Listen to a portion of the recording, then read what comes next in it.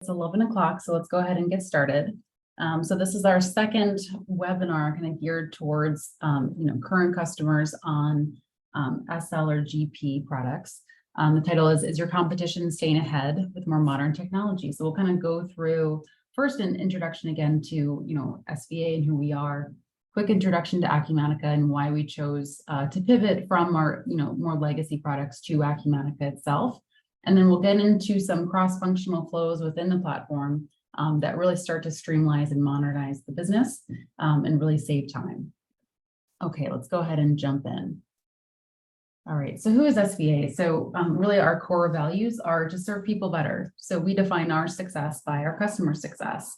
And you see this kind of throughout, working with us. We have these 31 fundamentals that we really adhere to.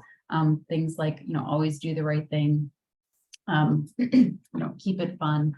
We have lots of kind of values that we adhere to, and you start to see that throughout our implementations. So we've been in business for over 30 years. We've had, of our ERP projects, we've had over 94% customer satisfaction rate and about 300 plus ERP implementations as well.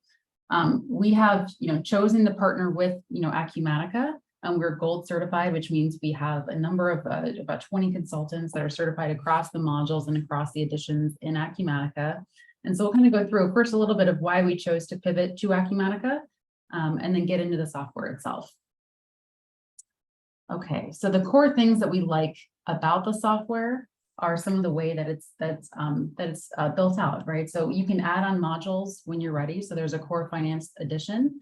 And we can add modules when needed. Oh, go ahead, Tanya. Sorry, Andrea, I'm not seeing the slides advance. Oh, there we go. Okay, thank you. Oh, thank you. Thank you. I thought it was me. Thank you. Sorry about that. Okay.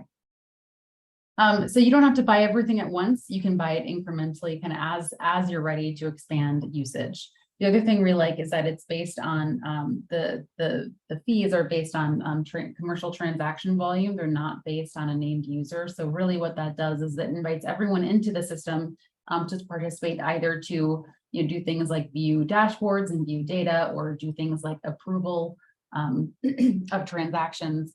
So that's a really nice feature, right? You don't have to think about who you're going to provision a license to. Rather, it invites everyone in as part of the business.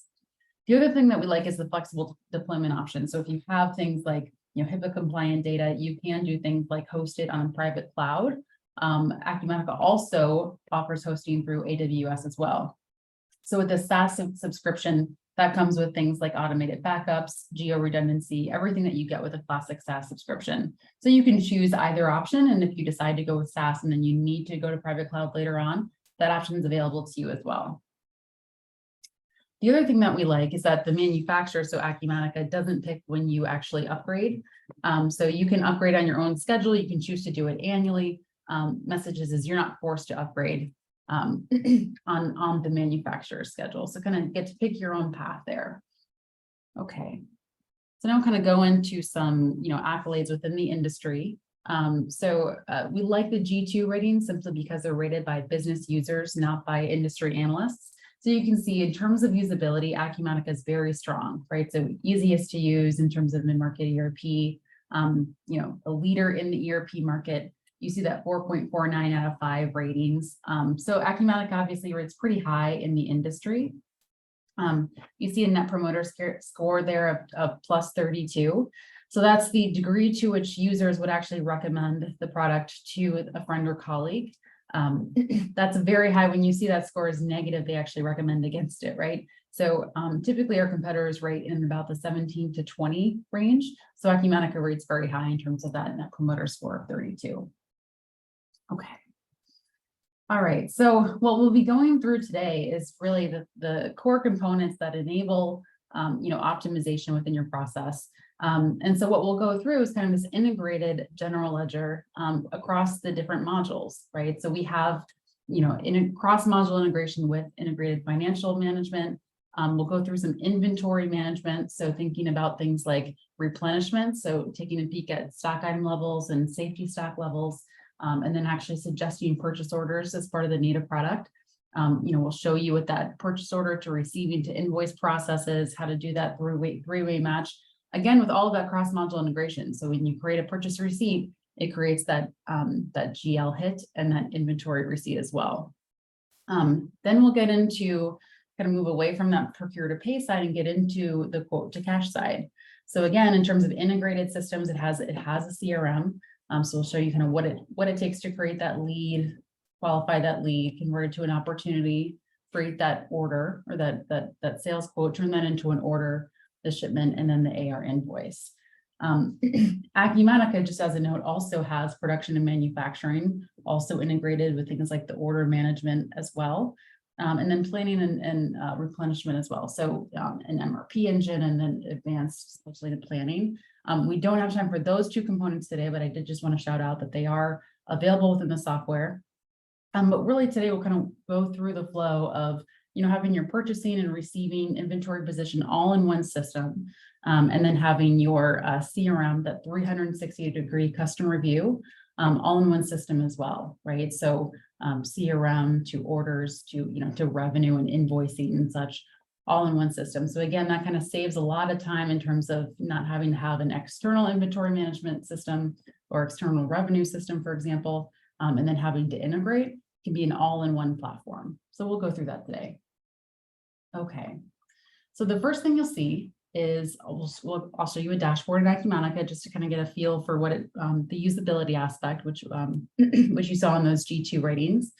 Go through that item setup. You'll see that cross-module integration with the GL.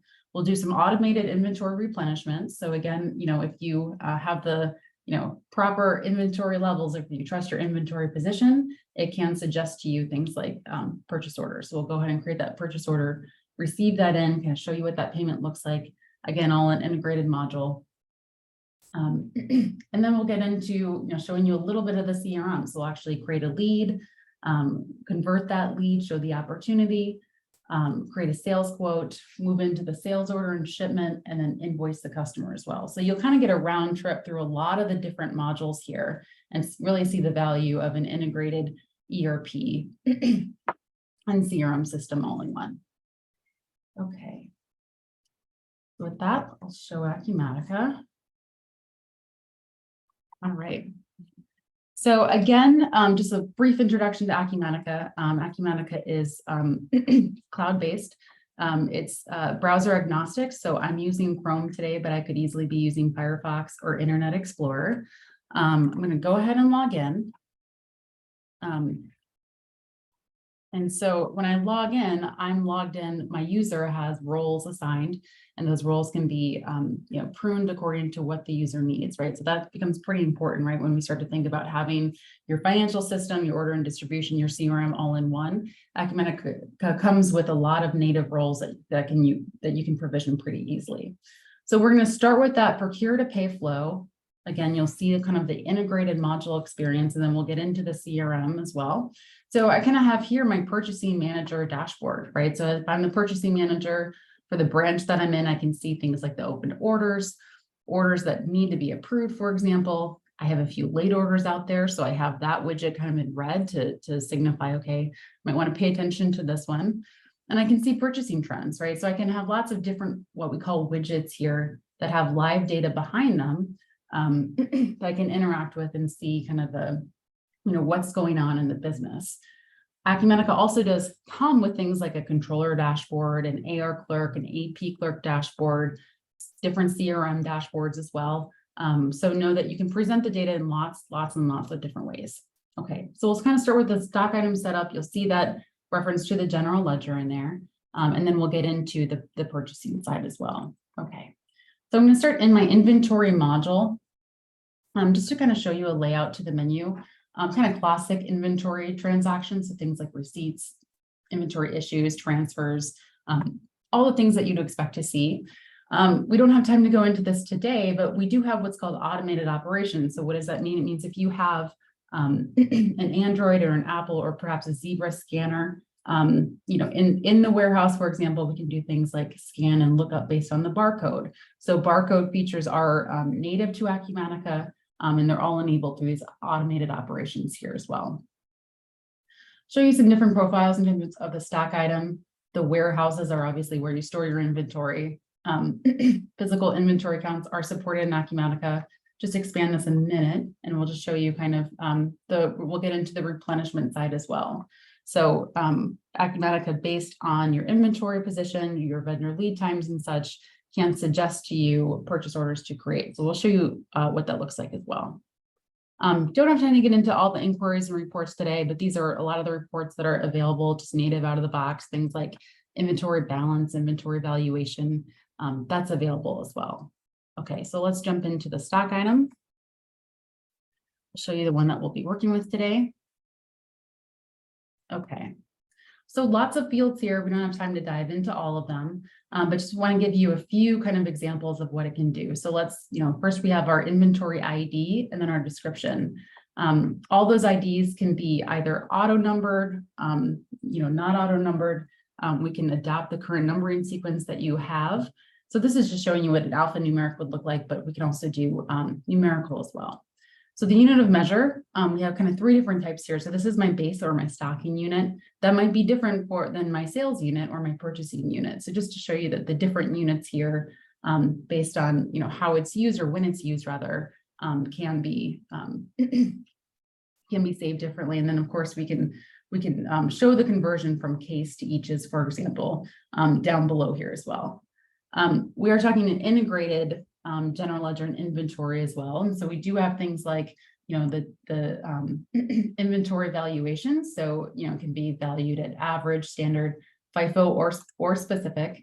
And then we also have a posting class here as well. So this posting class kind of determines the default account and sub-account values that auto-populate when you create those inventory transactions that will eventually hit the general ledger. So you'll see that cross-module integration as we go throughout.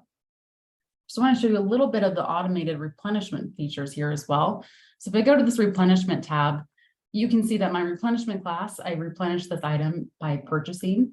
I can also replenish it from transfers from maybe a different warehouse, or maybe it's a production item. Again, we don't have time to get into production and manufacturing today, but that could be a replenishment class. And then obviously that would suggest, a production order rather than a purchase order when it needs to be replenished. I do have some safety stock levels and reorder points. And so if my stock goes below this 1900, for example, it will actually suggest to me purchase orders based on the safety stock thresholds that I have set up. So just to note kind of a few things that we have in terms of replenishment. And then, because this is a purchased item, if I go to this vendors tab here, I can have different vendors set up to replenish it as well. So right now I have this, this vendor is the default vendor. That vendor record itself can have a lead time on it, and then I can actually add additional lead times for that vendor item combination for when I want to replenish them as well. So all this is available native in the system. It comes with the inventory and order management features as well. So just wanted to show you a few components, the way that the items are set up. This side panel here is really helpful, and then I can actually see if I click on inventory summary, exactly how much inventory I have of this item, right? So this will tell me everything that's allocated on an order, anything that's available for shipping, anything that is unassigned currently. So this tells me, okay, I have 101 of this item in the receiving location in my wholesale warehouse. I can also see a history of transactions as well. So my inventory transaction history will tell me exactly everything that happened, right? So it's been received a few times, it's been invoiced.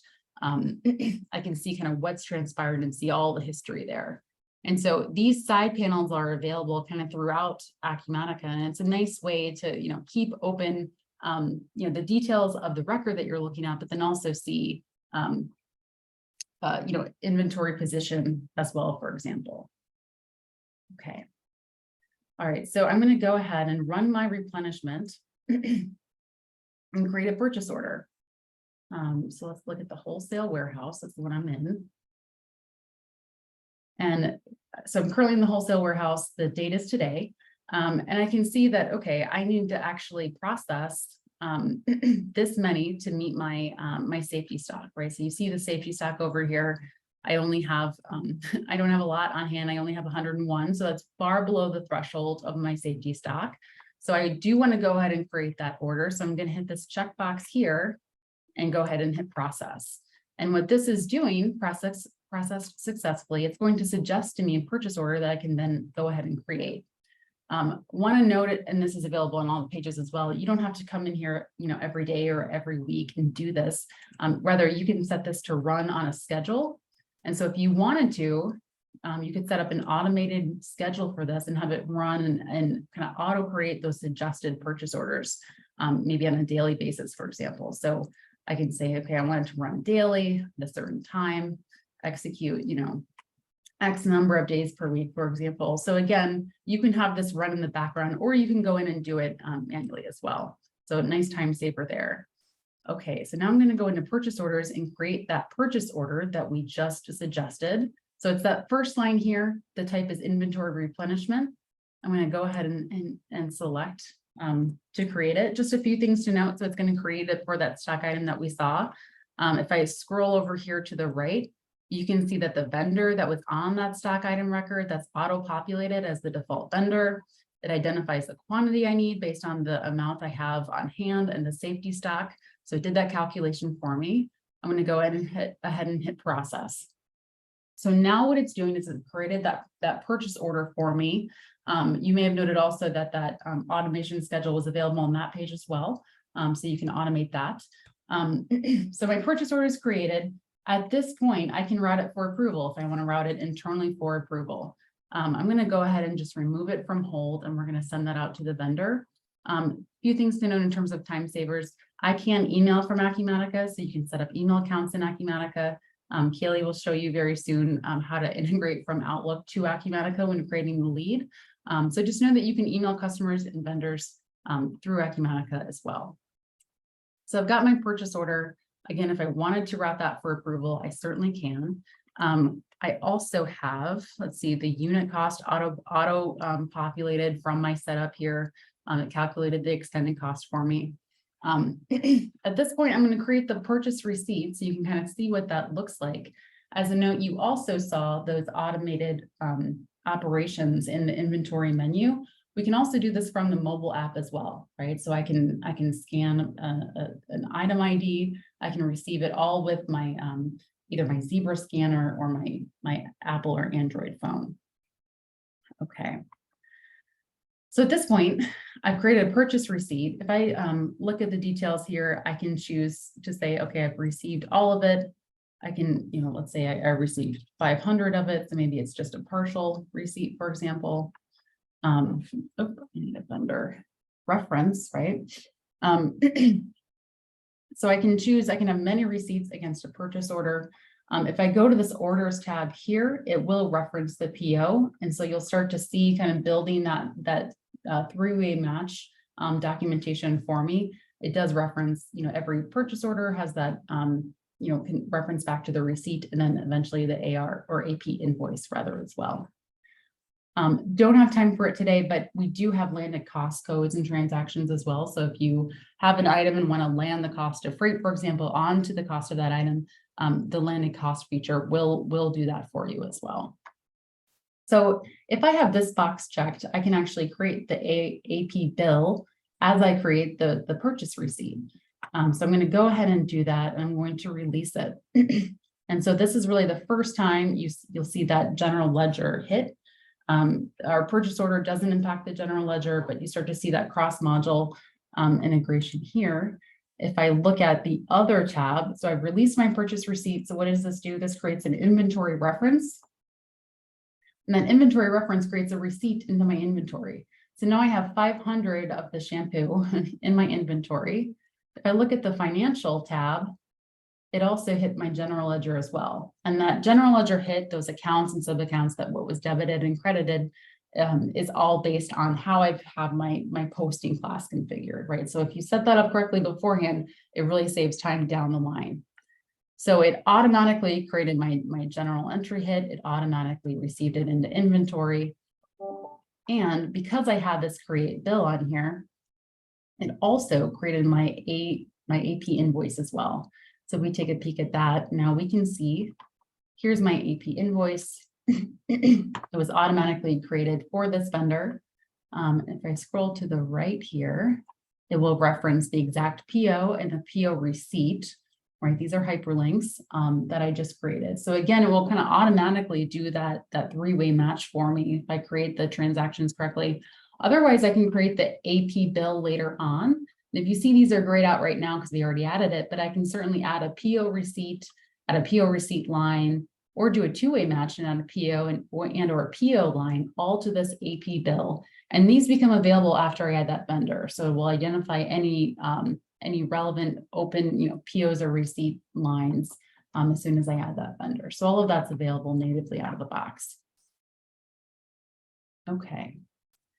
All right. So with that, we kind of went through this, procure-to-pay flow. If I just go back to that inventory, look at that stock item again, just to show you. Our base unit measure is eaches. If I just go to this inventory summary here, now you can see that the amount we have available is actually 601 rather than 101 because we just received those in. So you got a feel for the kind of the cross-module integration here, the ability to calculate automatically replenishment for items based on the levels that you have set up, and things like vendor lead times. Now that we have inventory in, Kaylee's going to go through this bottom piece here. So she's going to create the lead and show you what that looks like from the Outlook application, then show you the CRM components in terms of the opportunity, create the sales quote.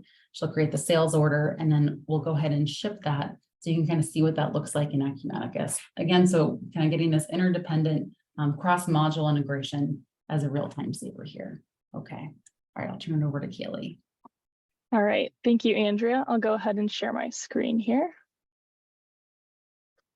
All right, so right away, we can see I'm taken to my dashboard. And as Andrea kind of pointed out, there's many different dashboards available within the system.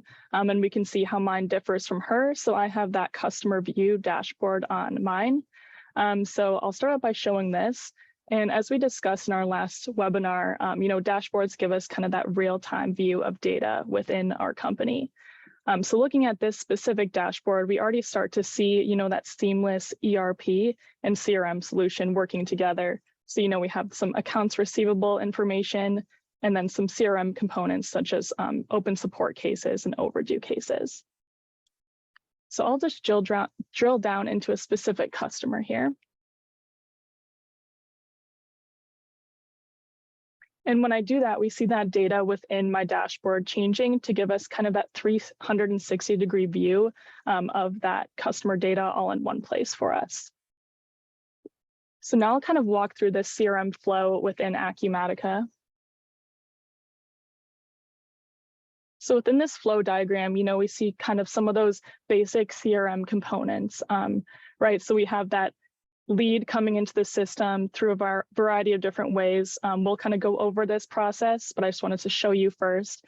So, we have Outlook. We can add that through a mobile device and some other ways as well. Once we have that lead, we can convert that into an opportunity. We qualify that lead, convert it into either a contact or opportunity. We can create that business account from there as well. And then we can start to do stuff like create that customer and then place quotes and sales orders as well. So that's kind of the general flow. So now we're going to hop in and kind of show you that in action. So I'll open my Outlook here. And I recently just got an email from a potential lead. So it says, we're interested in purchasing some of that shampoo from you for our country club. So right within here, I can actually use this Acumatica plugin and create that lead. So it auto-populates some of her information. We have the option to change it as well. I'm going to go ahead and apply this to a specific customer. That might not always be the use case, but you can do that right through the add-in as well. And I'll go create lead. And then if I click view lead, it'll actually open up Acumatica for me, and we can view that lead right in here as well. So I might want to make a couple different changes. I'll switch these. And we can save that. And there we have it coming in right through the Outlook and with her email. And I could add any information I know as well, but I may not know that at this time, so I'll just go ahead and proceed. So we'll open this up. And then, you know, I had a conversation with her in the past, so I can go ahead and qualify this lead and accept that qualification as well. Just to note out, we can add different activities on this lead as well. So, you know, I could create some notes. I could escalate this, create a message or phone call, or some tasks as well. So with this, I'm just going to go ahead and convert this lead to the opportunity within the system. I'll give it a description.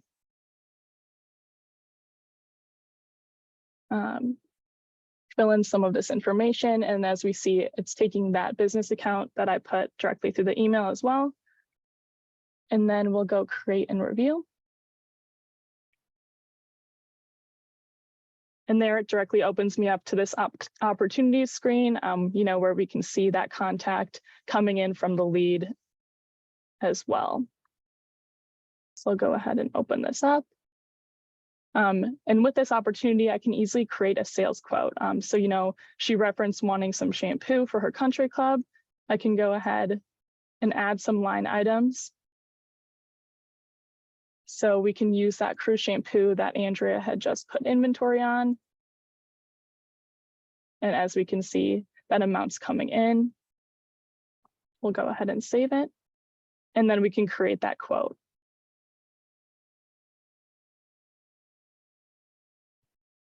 So we'll go ahead and create that quote. There we have that inventory Crew shampoo coming in just as I had it. And from there, we can go ahead and convert this to a sales order as well. And then we can go through, you know, that whole process of fulfilling an order. So here we have that sales order. I'll go ahead and save that. So, you know, we're seeing those aspects of the CRM and ERP, you know, integrating natively. So with that, that was kind of the basic CRM flow. We went over that pretty quickly. It was a brief introduction, you know, but we're seeing all those main components there. So with that, I'm going to pass it back over to Andrea, and she'll kind of jump back in and show us how we can, you know, create that shipment and finish this process. There we go.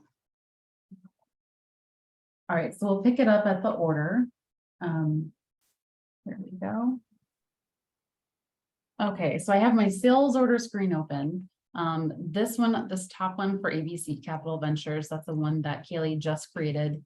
You kind of see these side panels here again, which are pretty helpful, right? I can actually open up the sales order from here without having to drill into it. I can also see, you know, anything else about this client as well. So I can see that customer record, any details on that in terms of if I want to look at their financial terms or their billing, what have you. That's all available here through the side panel. Okay, so let's go ahead and take a look at the order itself. Few things to note here. So you see that unit of measure, it's no longer in eaches because that was our stocking or base unit of measure. It's now in a case. So it'll be looking for a quantity of 100. If I look here on the bottom, it says on hand, right? And how much is available in terms of a case. And so it says, okay, there are 6.01 cases available for shipping, right? And so if I just take a peek at the bottom, it will tell me if I have enough inventory on hand, for example. Let's see.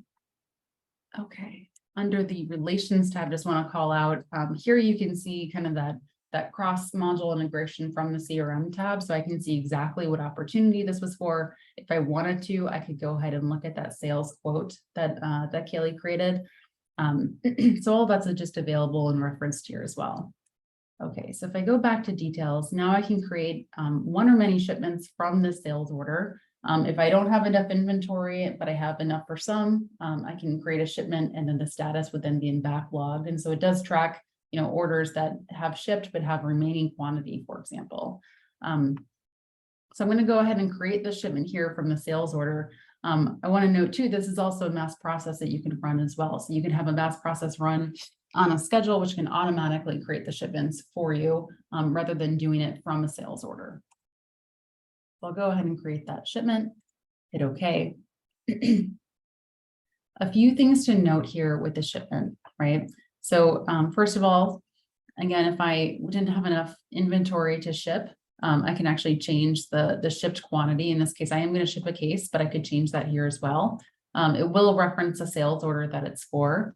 In terms of packages, I could, identify, it's a FedEx order, it's a UPS order. We can integrate with lots of carriers, and then you can actually get the weight into Acumatica and actually print the label from Acumatica as well using those carrier integrations. So that's an option that's available as well. These shipments can also be done through the mobile app as well. So lots of options there in terms of the shipping. Just reference the shipping tab. Everything that was set up on that customer auto-populates onto the shipping, right? And I can choose to override that if, it has a special contact for that shipment, for example.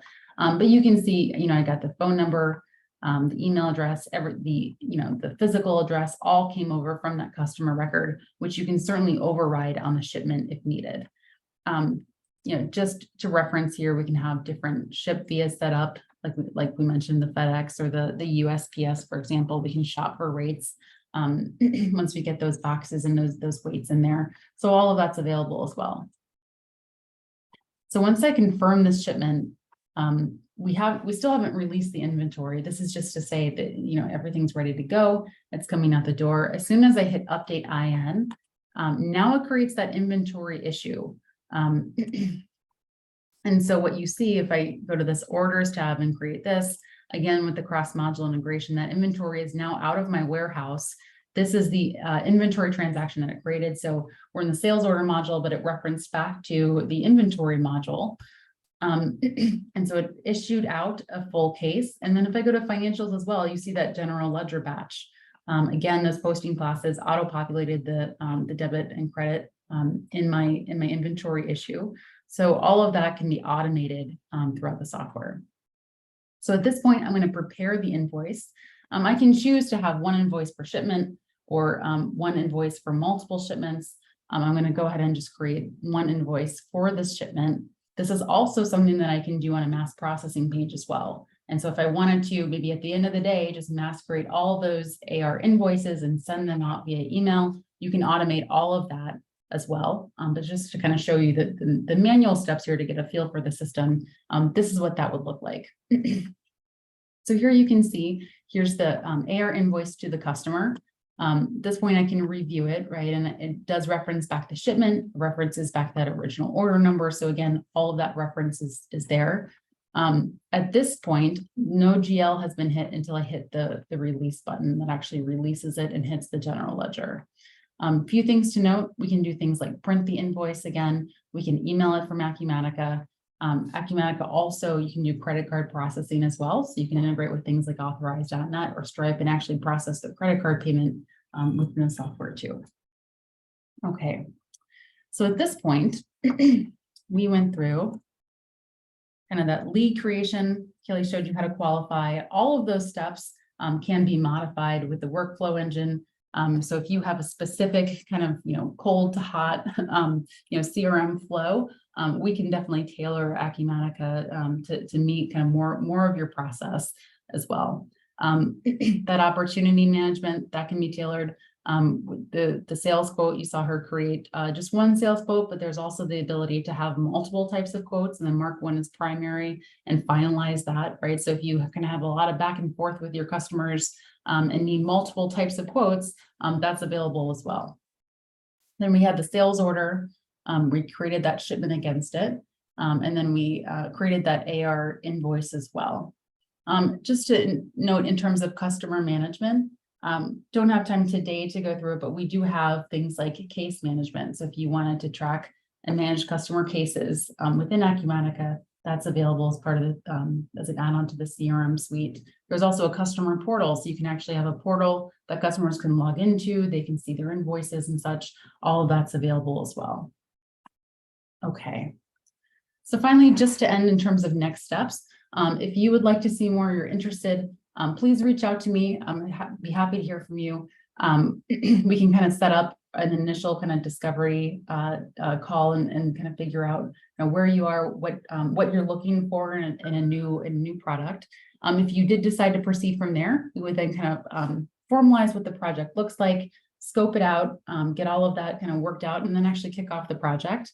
Then we would go through system implementation. So we have a process where, we have a formal kickoff, we gather your requirements, really understand what your vision or your aspirations for a new kind of process and workflow are in a system, get that documented, and then go through module setup, some training and piloting, and then, data conversion and go live. So again, we can go through all of that in kind of our first few sessions together.